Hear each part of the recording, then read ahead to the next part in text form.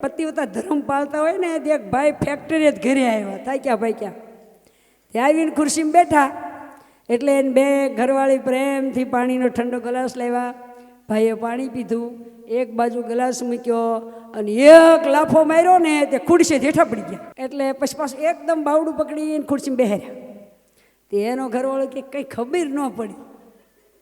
કે પહેલાં તે મને લાફો માર્યો તે હું પડી ગયો અને પાછો હાથ પકડી વ્યવસ્થિત બેહાર્યો પાણી પીધું એ કેમ તો કે લે તમે મારા પતિ કહેવા હું તમને લાફો મારું તમારે ગાલે મચ્છર બેઠું હતું એ મારે પીવાનું લોહી મચ્છર પી જાય એ કાયમ લાગે માટે લોહી ન પીવું હો હા લોહી ઘરવાળાનું લોહી ન પીવું ધ્યાન રાખજો એ કે તમારા ગાલે મચ્છર બેઠું મારે પીવાનું લોહી એ કેમ પી જાય આવું બધું છે